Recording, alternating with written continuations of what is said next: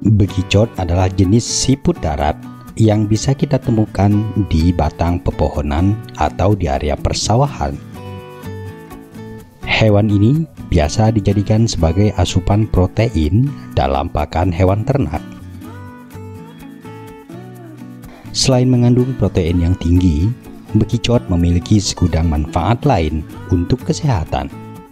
Bagian dari tubuh bekicot dengan nilai ekonomi yang tinggi terdapat pada lendirnya yang bisa dipakai untuk keperluan pengobatan.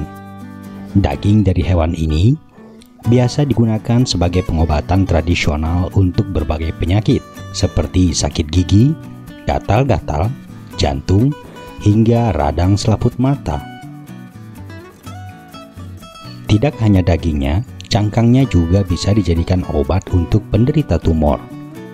Hal inilah yang membuat bekicot memiliki potensi bisnis yang sangat besar untuk dibudidayakan. Budidaya bekicot terbilang tidak begitu rumit karena termasuk cepat dalam proses pengembangbiakannya. Pada video kali ini, kita akan mengetahui bagaimana cara budidaya bekicot dari awal hingga panen.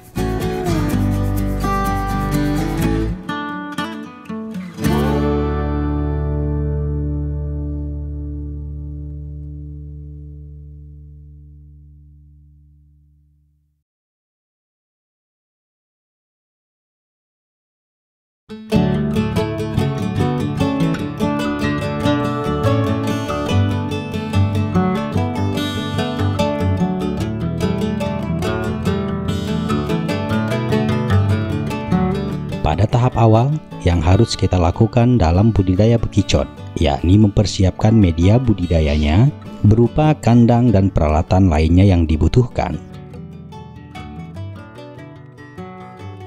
Dalam persiapan media budidaya, penting bagi kita untuk membuat kandang yang sesuai dengan tumbuh kembang bekicot. Kandang yang dipersiapkan harus selalu dalam keadaan lembab dan teduh, dengan kadar suhu yang diperlukan yakni sekitar 25 hingga 30 derajat Celcius. Suhu ini merupakan suhu ideal yang diperlukan bekicot untuk bisa berkembang biak dengan baik. Selain itu, kita juga bisa mencampurkan semua bekicot ukuran kecil hingga besar dalam satu kandang ataupun memisahkannya. Namun, jika bekicot yang budidaya dipisah sesuai dengan jenis ukurannya, tentu saja kandang yang dibutuhkan harus lebih banyak. Ada banyak jenis kandang yang bisa kita gunakan dalam budidaya bekicot, seperti kandang kotak kayu, kandang bak semen, dan kandang galian tanah. Pada dasarnya, untuk jenis kandang kotak kayu dan bak semen, bentuknya hampir sama. Pada bagian dinding kandang dipasang kawat kasa halus, sedangkan di bagian atasnya dipasang atap penutup untuk menjaga tingkat keteduhan dan kelembaban. Untuk kandang bak semen, pada bagian dalamnya kita bisa menambahkan media tanah dan cacing agar kelembapannya tetap terjaga. Sedangkan cacing tanah bisa berfungsi sebagai pakan serta penyerap kotoran bekicot di dalam kandang. Sementara itu, untuk kandang galian tanah cukup digali dengan kedalaman sekitar 1 meter. Pada bagian dinding bisa dilapisi dengan pasir atau semen. Idealnya, kandang-kandang ini berada di bawah pohon rindang agar kelembabannya selalu terjaga, atau juga bisa menggunakan penutup dari bedeng. Setelah persiapan kandang selesai, tahapan selanjutnya adalah pembibitan bekicot.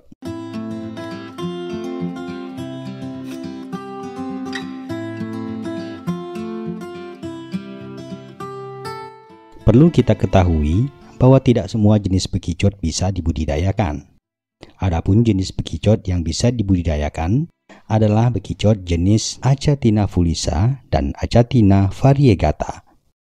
Tahapan pembibitan ini akan dimulai dengan memilih bibit unggul dari jenis bekicot tadi. Kita bisa mendapatkannya dari area persawahan atau di sekitar pekarangan rumah yang lembab. Untuk ciri-ciri indukan bekicot yang unggul dapat dilihat dari bentuk tubuhnya yang tidak mengalami kecacatan fisik, dengan rata-rata berat ideal 75 hingga 100 gram per ekornya. Pada tahapan selanjutnya adalah proses reproduksi. Usia kawin bekicot biasanya akan dimulai pada usia 6 hingga 7 bulan.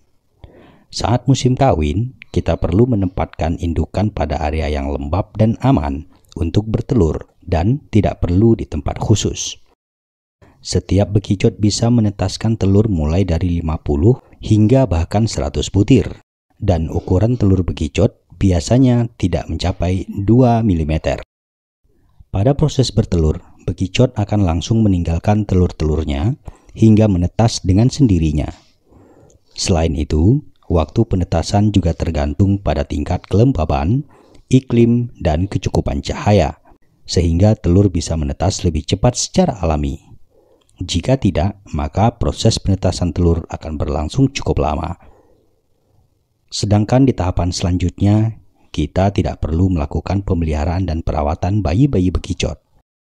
Untuk pemeliharaan, dapat dilakukan dengan cara dicampurkan dengan bekicot lainnya yang sudah besar atau bisa dipisahkan pada tempat khusus sesuai dengan jenis ukurannya. Namun, untuk kepentingan bisnis, biasanya disarankan proses perawatan dilakukan secara terpisah di tempat yang berbeda. Untuk pakan, kita bisa memberikan lumut, pupus daun, dan penambah zat kapur.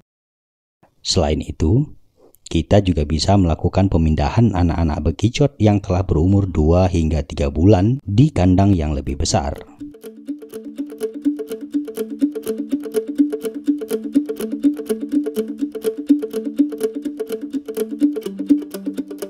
Untuk mendapatkan hasil bekicot yang berkualitas, kita juga perlu melakukan beberapa teknis pemeliharaan, seperti menjaga stabilitas kelembaban lingkungan, memberikan pakan yang bermutu dan teratur, kemudian menjaga kandang tetap aman agar tidak dimasuki hewan lain. Sedangkan pada tahapan pencegahan hama dan penyakit, sejauh ini para pembudidaya belum menemukan adanya masalah yang serius. Hanya saja, hama yang paling penting untuk diwaspadai adalah semut dan bebek. Setelah semua tahapan ini selesai, maka kita sudah bisa melakukan panen bekicot pada usia 5 hingga 8 bulan. Bekicot yang sudah siap dipanen dapat dilihat dari ukuran cangkangnya berkisar di antara 8 hingga 10 cm. Ada dua potensi keuntungan yang bisa kita dapat dari panen bekicot, yang mana keduanya dapat kita lihat sesuai dengan permintaan konsumen. Pertama, yakni pasar cangkang bekicot. Kedua, pasar daging bekicot. Dengan demikian, kita perlu melakukan pemisahan antara cangkang dan daging sesuai dengan permintaan pasar. Untuk permintaan terhadap daging, biasanya diperlukan untuk kebutuhan konsumen yang menjadikan bekicot sebagai bahan baku pembuatan keripik, sate, hingga dendeng. Bahkan, saat ini daging olahan bekicot juga bisa kita temukan dalam kemasan kalengan. Sedangkan untuk permintaan terhadap cangkangnya, diperlukan sebagai bahan dasar untuk pembuatan obat-obatan dan juga tepung. Tepung bekicot biasanya sering digunakan sebagai bahan tambahan untuk pakan hewan ternak, karena tepung ini mengandung banyak zat kapur.